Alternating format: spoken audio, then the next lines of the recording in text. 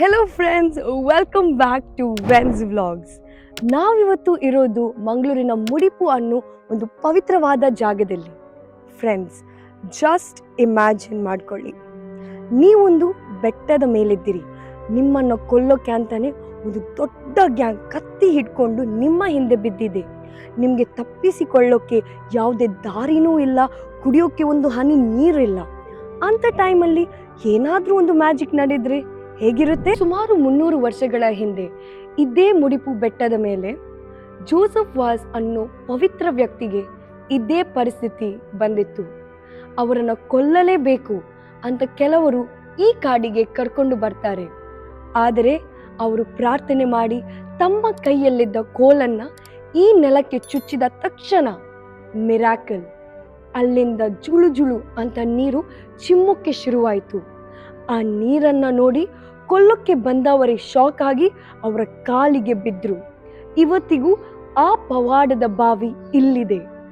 ಅದರಲ್ಲಿರೋ ನೀರು ಎಂದಿಗೂ ಒಣಗೋದೇ ಇಲ್ಲ. ಸೊ ಇಲ್ಲಿ ನಿಮಗೆ ನೋಡಬಹುದು, ಇದೇ ಆ ಪವಿತ್ರ ಸ್ಥಳ. ಈ ಜಾಗದಲ್ಲಿಯೇ ಅವರು ಬೆತ್ತ ಚುಚ್ಚಿದ್ರು.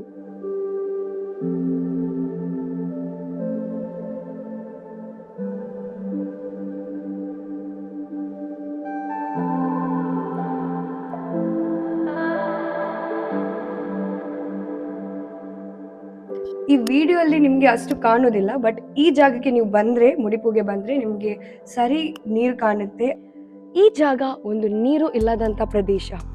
ಸೊ 1940ರಲ್ಲಿ ರೆವರೆಂಡ್ ಫಾದರ್ ಸಾಲ್ವದೋರ್ ರಾಡ್ರಿಗಸ್ ಅಲ್ಲಿ ಆ ಜಾಗದಲ್ಲಿ ನೀರು ಸಿಕ್ಕಿದೆ ಅಂತ ಈ ಜಾಗಕ್ಕೆ ಬಂದರು. ಮತ್ತೆ ಇಲ್ಲಿ ಬಾವಿಯನ್ನು ತೋಡಿದರು.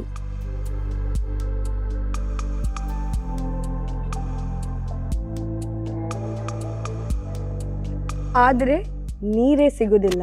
ಇಲ್ಲಿ ನಿಮಗೆ ನೋಡಬಹುದು, ಈ ಬಾವಿ ಖಾಲಿ ಇದೆ.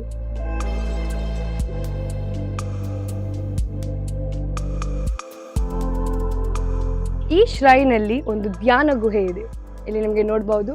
ಈಗ ನಾವು ಒಳಗೆ ಹೋಗೋಣ.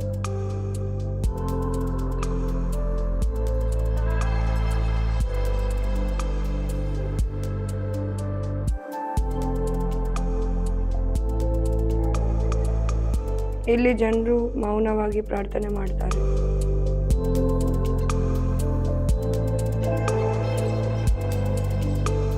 ಈಗ ನಾನು ನಿಮಗೆ ಶ್ರೈನ್ ತೋರಿಸ್ತೇನೆ, ಬನ್ನಿ.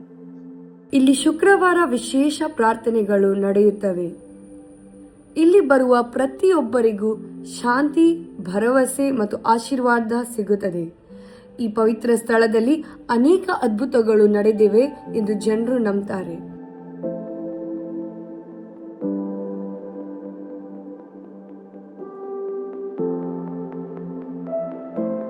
ನನ್ನ ವ್ಲಾಗ್ ನೋಡಿದ ಎಲ್ರಿಗೂ ಧನ್ಯವಾದಗಳು. Thank you so much for watching my vlogs, and please do subscribe. Like this I will come with more vlogs. Thank you.